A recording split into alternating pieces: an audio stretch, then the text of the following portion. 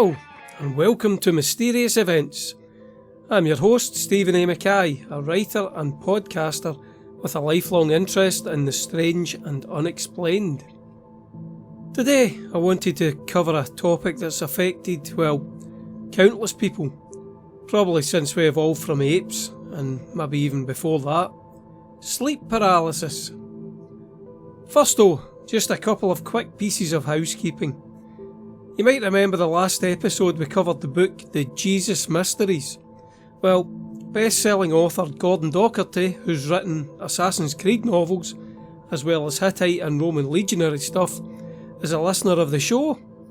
He heard that last episode and sent me a voice message about one of the things I'd mentioned, namely the Emperor living a wicked life and then calling for a priest to baptise him on his deathbed. It's a nice idea. Live a life of debauchery and drunken fun, then repent just before you die, and find yourself in heaven once you pop your clogs. Well, Gordon had this to say about it. You know the point about Constantine getting baptised on his deathbed? So that's the thing about that is the Christian tradition in the early days, and during Constantine's time and for a few hundred years after, that was actually the norm, getting baptised on your, close to death, on your deathbed or whatever, as opposed to the thing that we're used to now, which is getting baptised at birth. So it was your Augustine of Hippo, St. Augustine. He was the one in the early 5th century who first coined the phrase, the concept of original sin. That's where everybody's born with a little bit of the sin of Adam and Eve. And that's where it became fashionable then to be baptised at birth, to cleanse yourself of that sin. And as I say before that, it was more like you were cleansing yourself before you went to meet your maker, so right at the end. Hopefully that adds something to the whole Jesus mystery kind of critique. It's great to know we have a celebrity listener, so thanks very much to Gordon for that. He also contributed to the beer fund, and you can do that too if you want to help a struggling podcaster forget his woes for a while. Link is in the show notes. Next, a couple of listeners have sent me their own creepier paranormal stories, things that really happened to them. So, I thought it might be a good idea to do an episode where I take a look at your scary stories. If anything really spooky has happened to you, UFO sighting, poltergeist, run in with a serial killer, anything like that, message me on social media or email me and I'll use your tale in a future episode. As always, links to contact me are in the show notes if you need them. Alright, with that out of the way, let's talk about sleep paralysis. Hopefully something you won't experience while listening to this podcast. Now, I know you all love Wikipedia and it's a great resource, but this week I found some good info on a different website, the NHS website actually, to explain what sleep paralysis is for those who don't know. So this is what the NHS website says. Sleep paralysis is when you cannot move or speak as you are waking up or falling asleep. It can be scary, but it's harmless, and most people will only get it once or twice in their life. Well, I'm not so sure about that last part. I've had it a load of times. In fact, I could probably bring it on pretty much at will if I wanted. But I digress. Let's get back to what the NHS say about it. During sleep paralysis, you may feel awake but cannot move, speak or open your eyes. Yep. Like someone is in your room. Yep, or at least coming towards your room. Like something is pushing you down. Must admit, that's not really something I've had. Frightened. No shit, Sherlock. It's absolutely terrifying.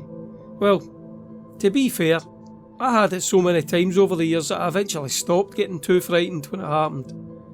Don't get me wrong, it would still absolutely freak me out, but I wouldn't be thinking I was literally about to be hacked to pieces by a murderer.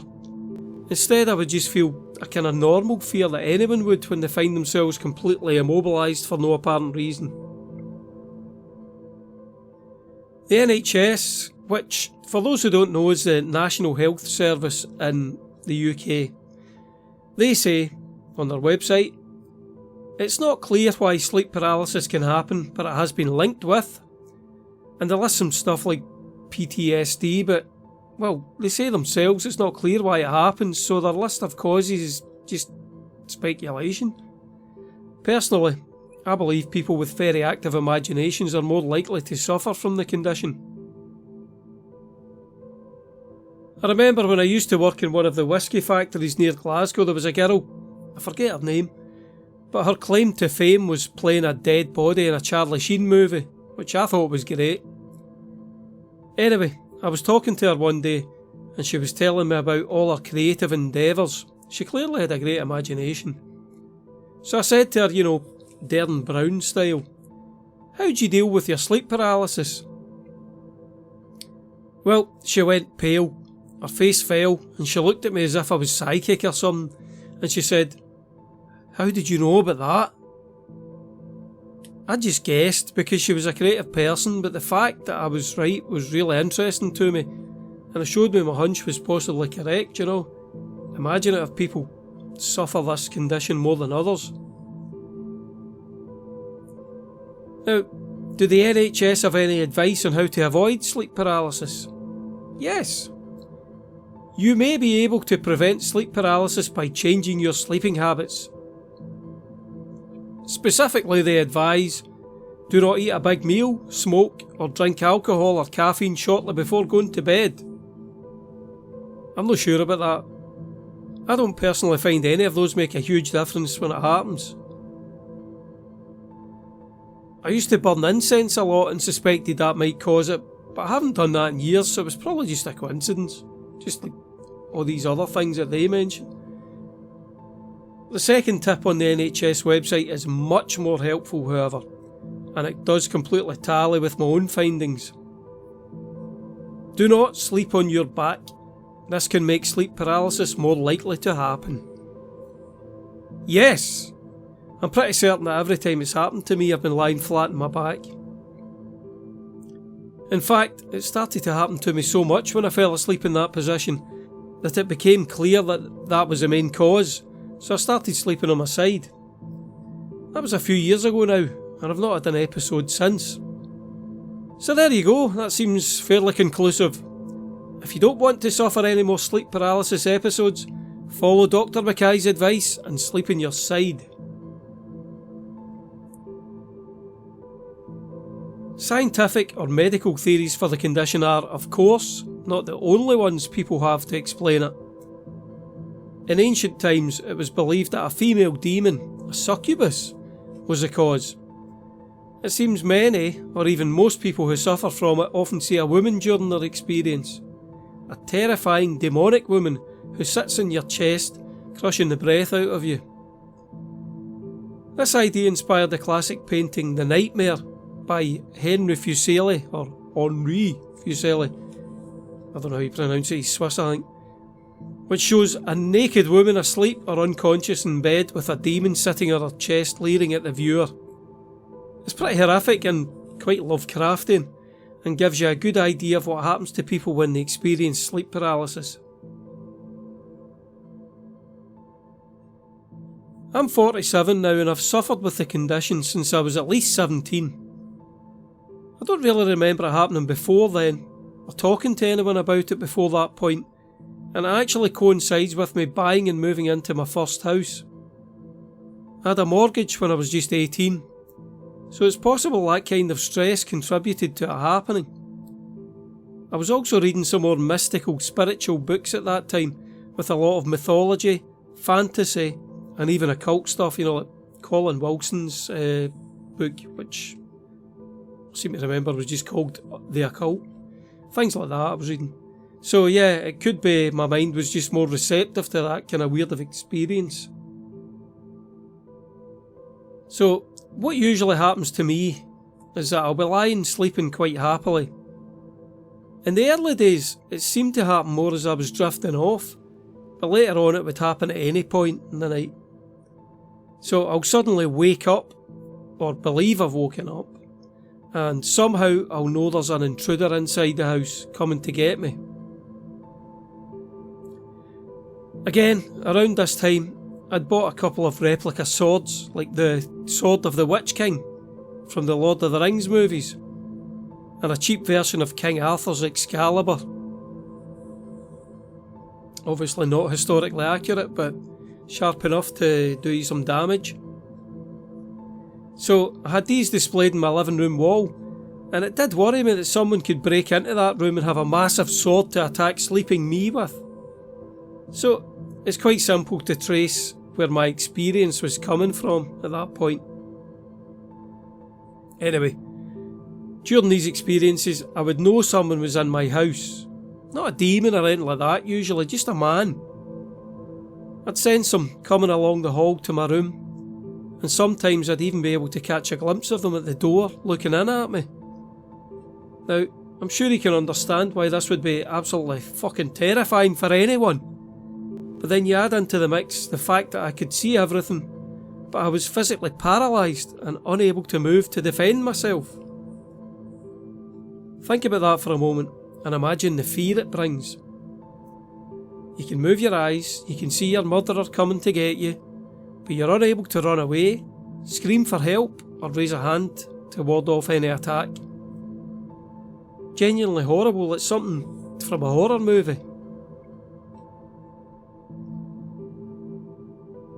Later on, I came to realise that my eyes weren't open and I was not really seeing anything during these experiences. It was just my imagination at work. Now, there's actually a good scientific reason for sleep paralysis. When we fall asleep, our brain essentially paralyses us so that we can't move around, get up, act out our dreams, wander out the house into traffic, that kind of thing. It's a protective measure, and when you think about it, it makes perfect sense. The problem arises when this paralysis comes on just as you're moving into deep sleep, so your conscious mind feels alert, but your body won't let you move. You're having this frightening dream about a monster or intruder coming to get you, but your body has shut down all movement, so you can't move, and that, of course, just makes everything even more scary. It's really like two nightmares in one. I found this description on the Sleep Foundation website, which really hammers home what I'm trying to explain. During REM sleep, the body enters a state of temporary paralysis called muscle atonia. This state is likely a mechanism to prevent sleepers from injuring themselves by acting out their dreams. In sleep paralysis, the lines between sleep and wakefulness become blurred.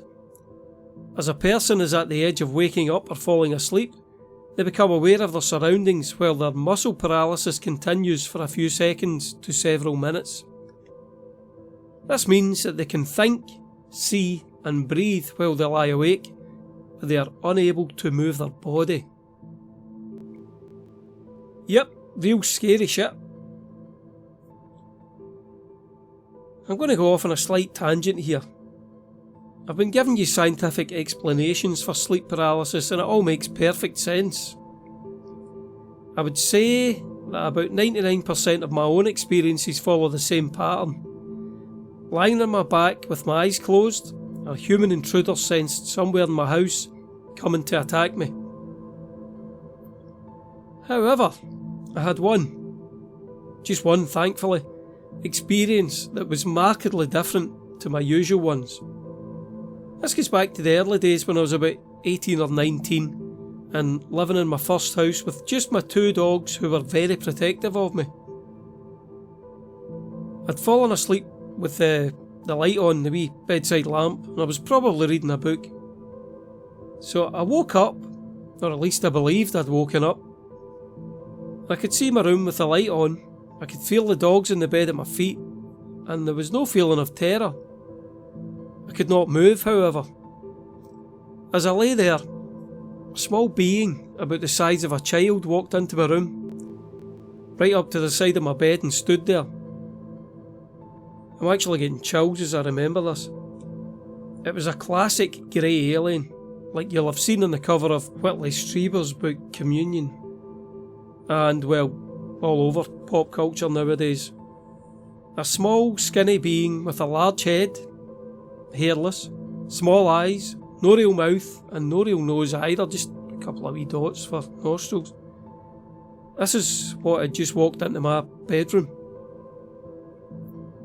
I can distinctly remember it standing beside me, and then it turned and walked out the bedroom door, and there was another one that went with it that had been on the other side of my bed.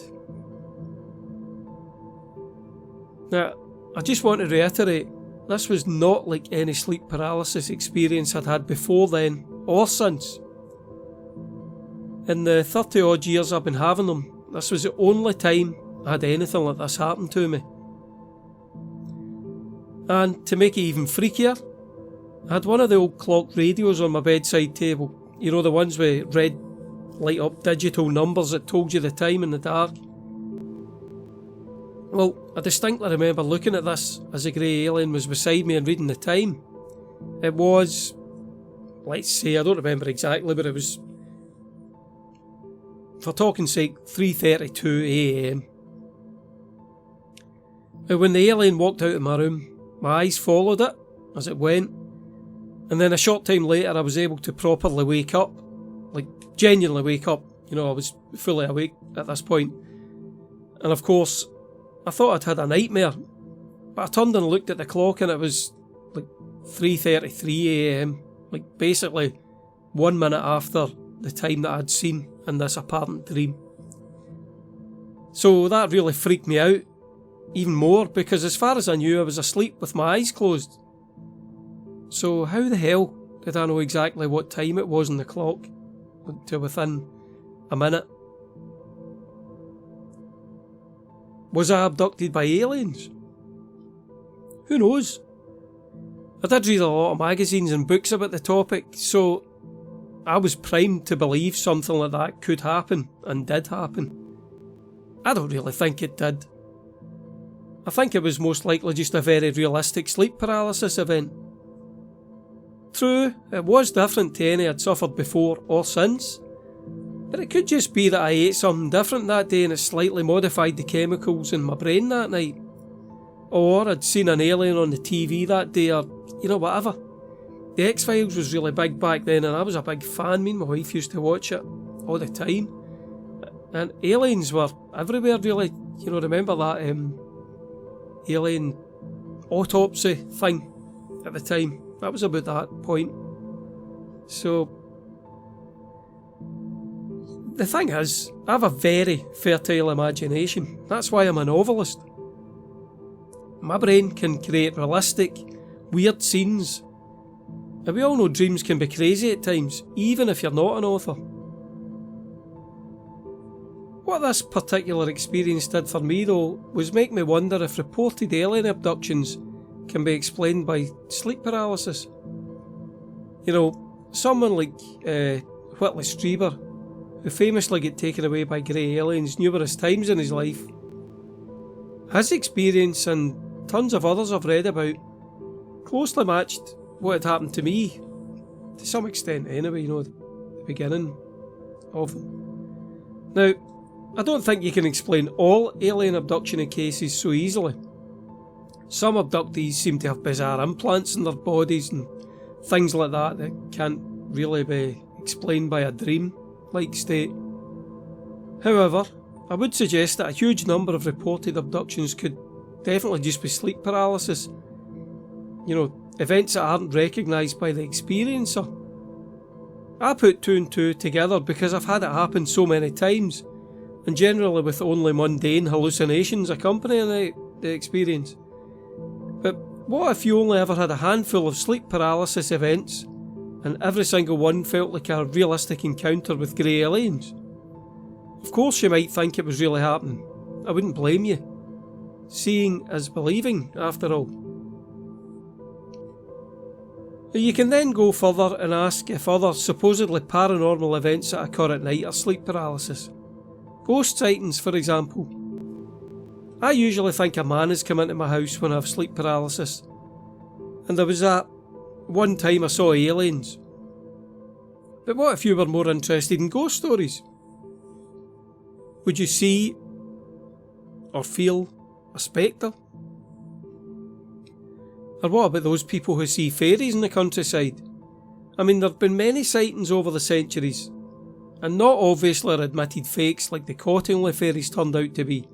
I mean real accounts made by sober, upstanding people who say they saw fairies in the woods.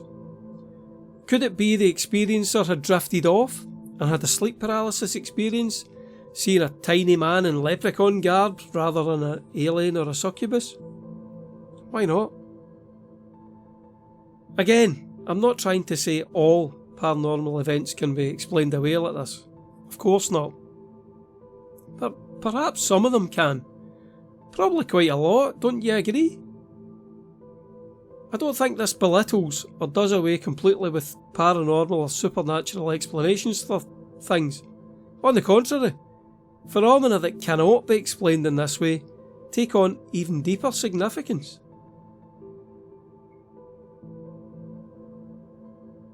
So, what can happen if your body does not shut down your movement when you're asleep? Well, there have been famous cases where people claim to have committed murder while sleepwalking. Take the case of Scott Falater, who stabbed his wife in the middle of the night and then drowned her in the swimming pool.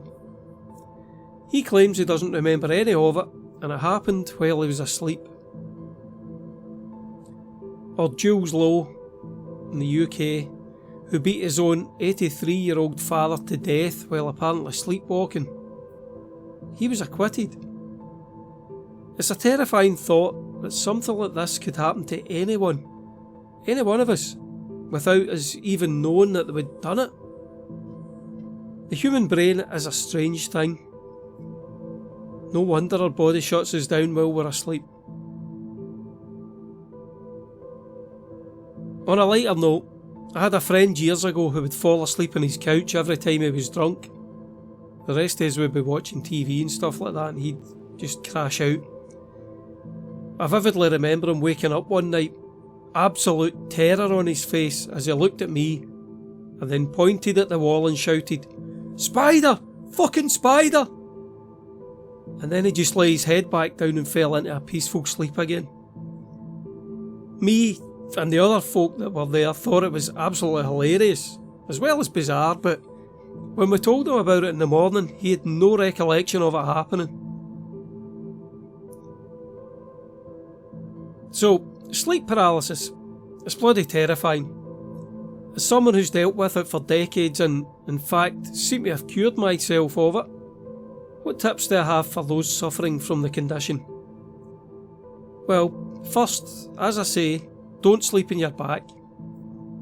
To be honest, you should probably sleep on your left side anyway, as it helps your stomach digest its contents much better during the night. Have you ever woken up choking in the night from acid reflux? Sleep on your left side. Honestly, this is how I think I cured myself of sleep paralysis, so give it a go, and it'll definitely help your sleep in general. The best way I've found to escape the insidious clutches of a sleep paralysis episode once it's taken hold is to get my wife to wake me up. Now, this absolutely freaked her out the first few times I did it, because she had no clue what the hell was going on. But what you do is just grunt and make any noise you can. You're paralysed, so I don't even think I can open my mouth at the time, it's closed, but you're able to make a noise. So I found that I could moan and make these grunting noises loud enough to wake my wife, and then she would, obviously, wake me up, and that would be it. Spell broken. It's not nice for your partner, but after the first few times they recognise what's going on and help you, and all is well again. But is sleep paralysis really a bad thing though? Eventually, after about 25 years of it happening, I stopped being really scared when I had an episode. I was able to tell myself that there was not an intruder in the house, I was not about to be murdered in my bed, and it was all just a natural function of my brain. That might sound unrealistic to many of you if you suffer from this, but that's what happened to me.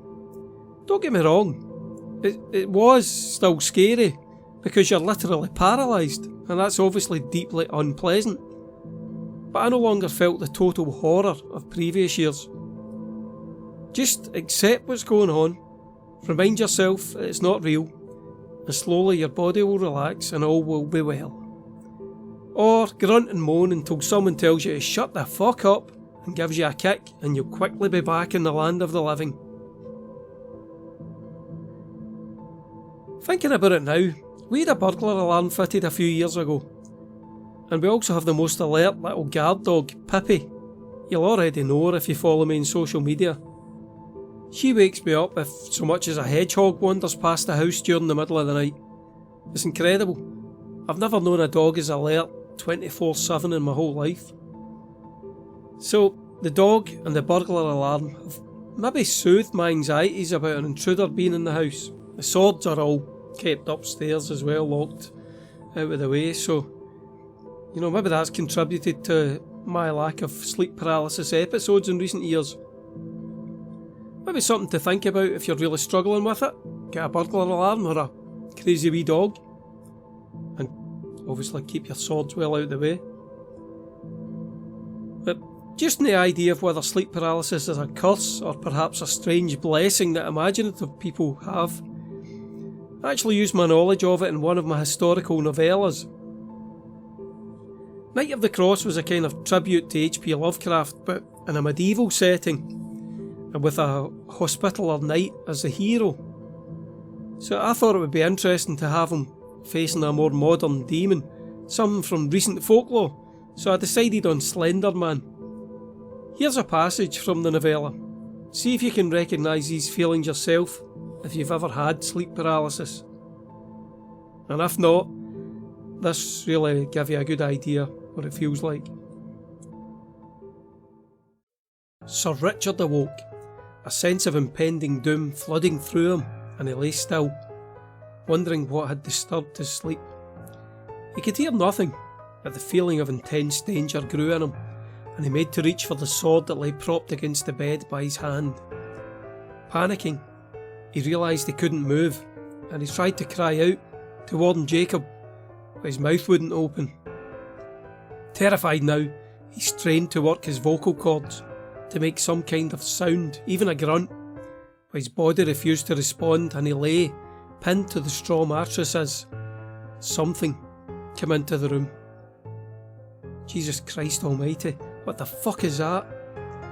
The figure was incredibly thin, so black that the shadows seemed to shrink back from it, from its blasphemous outline. Its limbs were long, almost like an insect, but it was so tall that it had to stoop as it approached the night, despite the high ceiling in the bedchamber. As it approached him, he seemed to hear a whispered chant inside his head, although the words were difficult to make out. The hospitaller struggled within himself, every fibre of his soul rebelling against the fear that stopped him from moving as the eldritch stickman crept up to stand next to his bed and leaned down. As the great faceless head came into view, Sir Richard finally managed to break the spell he was under, screaming in terror and lunging desperately from the bed to land on the floor, tangled amongst his bed sheets. "What? What's the matter?"